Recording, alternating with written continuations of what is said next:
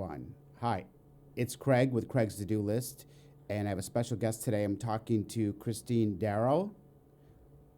Christine is the history queen. That's what she likes to be called. And she's going to talk a little bit about some of her new series of programs and segments on North Country history. She already has two completed now that she has put up on her YouTube channel. The first one was Thompson Park, the history and mystery of Thompson Park. That's what's been up for about a month now, right? Yes, that's correct. But more importantly, we're here to talk about the Christmas issue or the Christmas story segment that she has going about the Twas the Night at Constable Hall. Christine, welcome. Can you talk a little bit about Constable Hall and what this segment's about and its importance in Christmas? Right. So this episode is all about how just one visit to the North Country inspired a poet so much that he not only created this iconic story about Christmas, "Twas the Night Before," but he also gave the world an image of what Santa Claus looks like. Prior to that, the whole notion of St. Nicholas was there, but there was never an iconic image before. So that's really cool. And it's also cool that most people in this area might know that 'Twas the Night Before Christmas came from this area, but people outside the area might know. And can you talk a little bit about how the poem came about?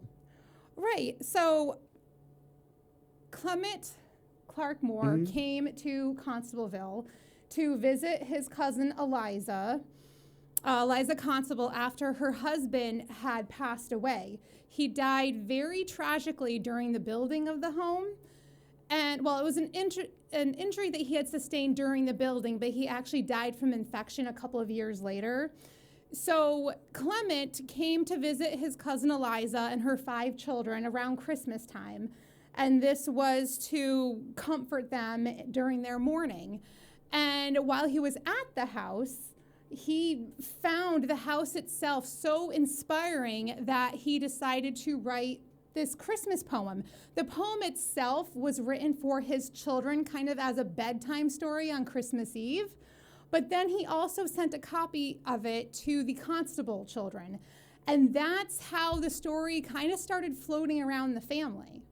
Cool. And what kind of time period are we talking about here? Do you know? Yeah, so the poem itself was written in 1822, but it took about a year for this poem to circulate around the world.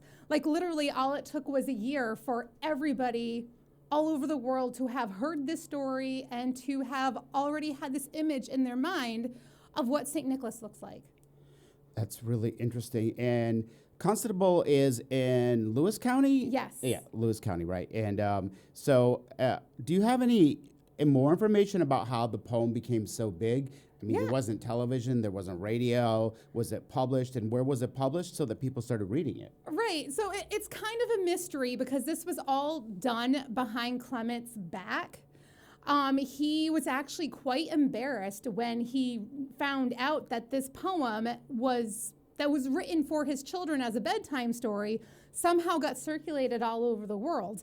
How it happened was somebody, probably a family member, sent it to the Troy Sentinel, which is a newspaper in Troy, New York, and they published it, and it was so popular that this story was published in newspapers all over the world. But it was published under anonymous because nobody knew who the author was. Eventually, Clement Clark Moore did come clean. And one might wonder, why would somebody keep this iconic poem a secret? The reason behind that was that he was a doctor of world literature. And he was quite an accomplished scholar. He actually wrote Hebrew lexicons. So basically, people who were trying to learn the Hebrew language, they would go from his textbooks. He wrote volumes of textbooks about the Hebrew language. So he was quite learned himself. And so this little children's poem, that's what he became famous for, which was ironic because he always thought he'd be known for his literary highbrow works. but it was really a simple children's bedtime story that catapulted him to fame. That's interesting. It's kind of like a pop star who gets who sings opera and gets Right. famous for like a pop song. Speaking of opera, Mozart. Yeah. Till this day, people still listen to his music, but what most people don't realize, Twinkle, Twinkle, Little Star is probably the most well-known Mozart song in the world. So let's talk a little bit. This is a really interesting story, and you will see the whole episode in detail. We will link to it, whether you can see more footage of the building and talk to some historians and family members over there. Yes.